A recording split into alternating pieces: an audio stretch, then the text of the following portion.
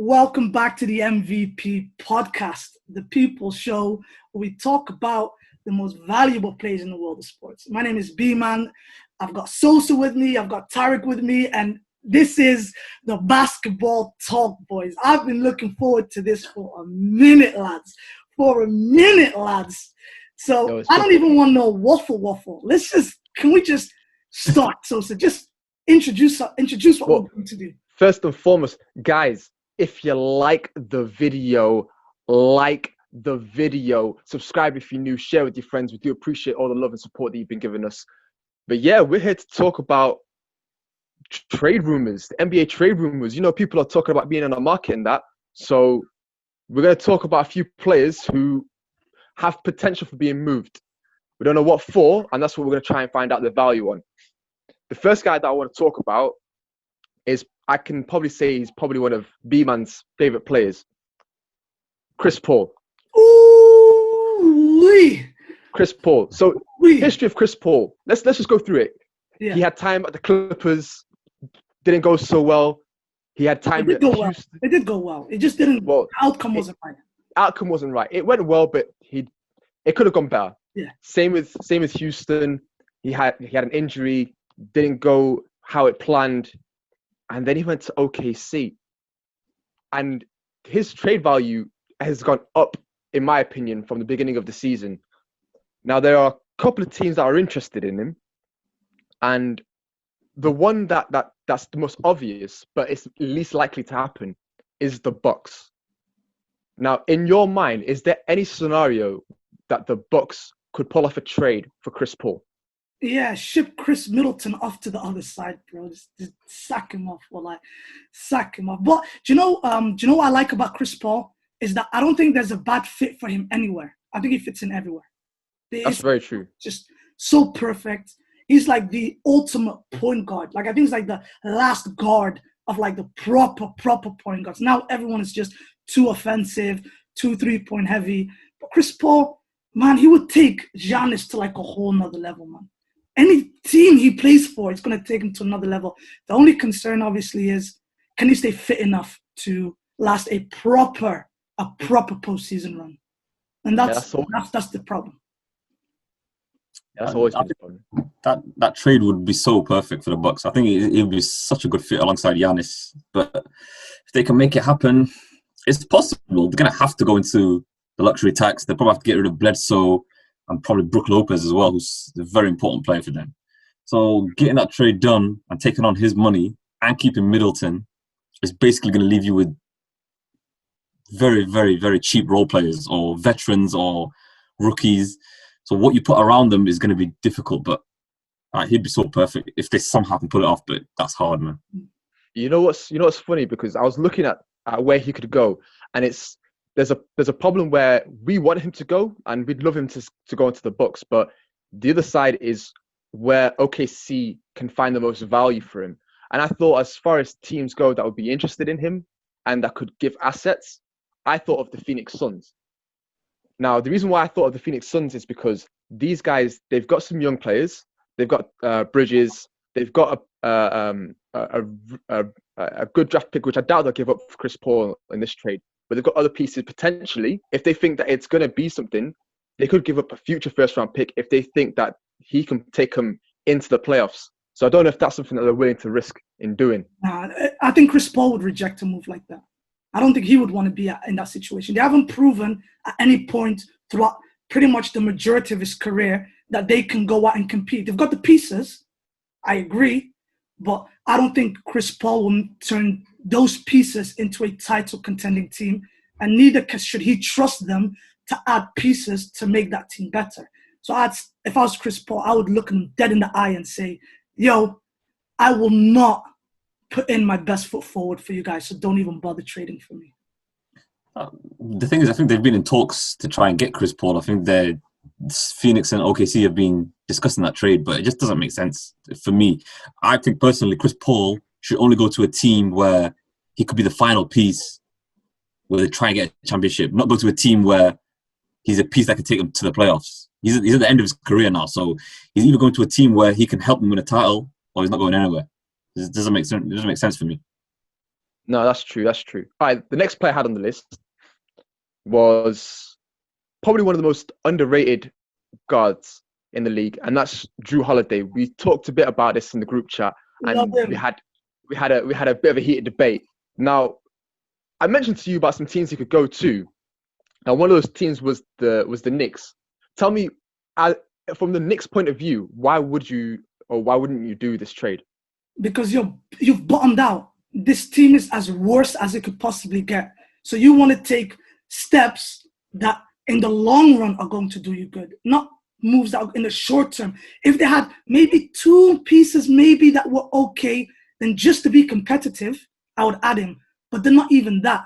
They are nothing. Like that at the ground, like at the bottom. So they need to, I think their only way forward is either wait till next year when there's a boatload of superstars that they can go after, or the draft. Those are the only 2 options I can see the Knicks like successfully going back to the top. But getting Drew Holiday is not that. Sorry, did I say Knicks? I meant Nets. Why the hell did I say Knicks? I meant Nets. Oh, Okay. okay. Do that again. No, don't do that again. Let's just move forward. Yo, let's move forward. I said this in the group and I'll say it again, right? Go on. You basically have 3 broken down cars riding a bus. Yeah, oh, that doesn't make sense. 3 broken down drivers. That doesn't make sense either. Anyway, the point I'm trying to make is all 3 of them, it just does. I wouldn't make that trade purely based off the fact that you've already got a lot of question marks with the players that you have. Why would you add another question mark? That's what I'm trying to say. T, please be some sense of reason to this guy, yeah? If you have the ability to trade for a guy like Drew Holiday without giving up KD and Kyrie, is there a reason why you shouldn't do it? No, I think they should get it done. To be honest, I understand the health situation, but the Nets are in a win now situation. Okay, I know they've got some good young players. Levert's good, Dinwiddie, Jarrett Allen, but if you're using them alongside KD and Kyrie, that means you're willing to even wait a couple of years. But if you can give up a couple of those guys and get Drew Holiday and play him alongside Kyrie and the backcourt and then have KD as well, I think that's a team that can immediately go to the finals. I want to just say one thing on what you said. They're not in a win now mode. Next year, it's not win mode. KD is not ready to win next year. Their win next year is just gelling. The year after that is when you can safely say, yo, it's a ring or a bust because you guys are that good. But we can't, surely now is not the time to build a team around them straight away, assuming that they're going to win. They're not, guys. They're not. It's not a win mode now. That's why I'm saying don't take Drew Holiday, because by the time they're ready, his contract is going to run out. And the reality of the matter is he will always be good enough to get a decent-sized contract. That's all I'm saying. No, that's fair. But I think with a guy like KD, you automatically win now. Like, I get where you're coming from, they need time to gel, but you don't sign a guy like KD. The injury. Why are we overlooking the injury? How long ago was that injury now? I'm pretty sure that he's almost completed rehab. But he had an Achilles heel. That's not something you can come back off, even if it's a year or 2 for that matter.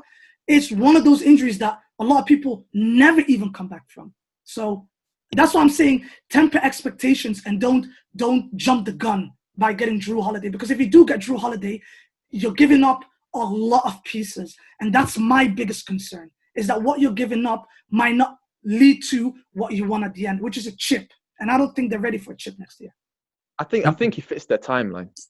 They might not be ready, but the thing is, the one thing that's worked in KD's favour is he's had a lot more time than normal players would to recover from this injury. So this extra time he's had has made him even stronger, and it's made him even better to come back. So, and the time they've lost over a year with him and Kyrie pretty much. So now you're getting them both fresh, off their injuries, 100% ready. So once you add another guy on top of that who's an all-star caliber player, they can go straight for the title. I don't see the need for them to wait anymore. But that's the point I'm trying to make. Although you're right in saying, Sosa, it's been a while, but actually it hasn't been that long. Because the reality is, this happened 1 year ago. It took Boogie Cousins a year and a half to even step foot on the court. Does that make sense? So there might even be a chance where his minutes are gonna get played with. But I generally, that injury You don't come back from that in a year. You don't. And then on top of that, just the fact that he hasn't played for a whole year, never mind the injury, but just mentally getting himself back to the position that he was in before. I think it's really hard to say that they should be like 100% gunning for that title. They should try, but that shouldn't be the end all begin all kind of thing. Yeah, I mean, I see where you're coming from. I think I'm really high on Drew Holiday trying to do something and trying to potentially win a ring. And if it means moving to the Nets, I think that's probably one of his best options. He should go to the Nuggets, man. He should go to the Nuggets, man. He could go to the Nuggets. That's a good fit as well for him. Right? They have assets as well to give up. So that's the best fit for him. I mean, we mentioned this before. It's a case of whether moving Paul Millsap or Gary Harris. By the way, I have to apologize to anyone that's watching it. Paul Millsap's contract ran out, so he can't even be part of a trade talk. Oh, has he ran out? Yeah, ran out. It's done. So it would be most likely. It'll probably have to be Gary Harris then. Yeah, it would probably have to be Gary Harris at this stage. Yeah. Now, another guy that I wanted to talk about has like split NBA fans. Like you either love him or you hate him, and he's not put himself in the greatest of lights, and that's my boy Russell Westbrook. Now, this guy, talk about think of it this way: when he was on OKC, the Rockets traded for him, traded Chris Paul for him, and they gave up a first-round pick. The question is now, if he was to move to another team, it could be really any team. Let's be honest; it could be any team with some assets. Like, what's his value at now? I'll let knowing what's happened. That's his guy. That's hard, man, because I don't think anyone can trade for that contract. I just don't think it's possible because he gets 40. He's got 3 years left. He's got 41 million this year and gets paid 47 in his final year. Who could take on that contract and potentially think like him himself? There aren't many teams he can go on and help win a championship or even contend. Yeah, we know most of the teams he goes on, especially what we're hearing now, he wants to be the lead guy again on a team. He wants to be the main ball handler. If he's that main guy, then you're not winning. Yeah. So if you're not winning and you're paying him that much money, I just don't think there's anywhere he could land. That's me personally. I just don't think there's any value in that contract for him. It's a skill set that's the problem, is that with the way that he plays, he doesn't suit anybody. So he's right in saying, I want to be in a situation where I am the main guy, because there's no situation other than that will fit him. So the argument is who is willing to delay 3 years of their potential next few years of like potentially challenging, for example. So if you were the New York Knicks, for example, if you went out of your way to get Russell Westbrook, that's 3 years where you can't really get another superstar, because I highly doubt that there's another superstar out there that would be willing to play alongside him as a second guy. I generally think that there's only one team in the whole world that should sign him. And that's the Sacramento Kings, because they're trash. The trash, Sosa! The trash! Okay, how about this, yeah? But let's all right, calm down, lad. Now, how about this for a team? Now, I've been thinking about what we can do, and this team, they've been meddling and like just reaching the playoffs and not really getting past the first round. I think a team that could afford to throw the dice, I reckon, would be a team like the Orlando Magic. Say they gave up Markelle Fultz, Al-Farouq Amino, and like a future first. Like they don't have like a proper. They've got DJ Augustine and Markelle Fultz as their main point guards. Put him in there. You know him, Aaron Gordon, Evan Fournier, Vucevic, Jonathan Isaac. I think they'd be a decent team. Let me clarify what I was saying. Of course, there are teams that would take Russell Westbrook. Yeah, there are a lot of bad teams: Orlando, Detroit, Charlotte Hornets, Sacramento.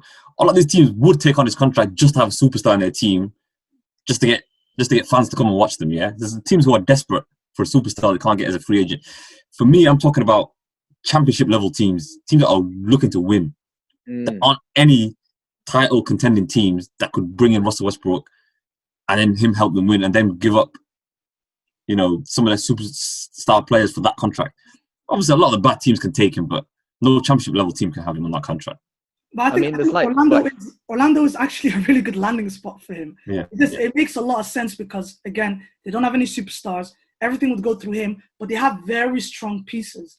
So they could add to your Vucevic's and stuff. You can add to that. But I think another team that maybe perhaps should take the gamble, if it's possible, is the Spurs if DeMar DeRozan is off the books.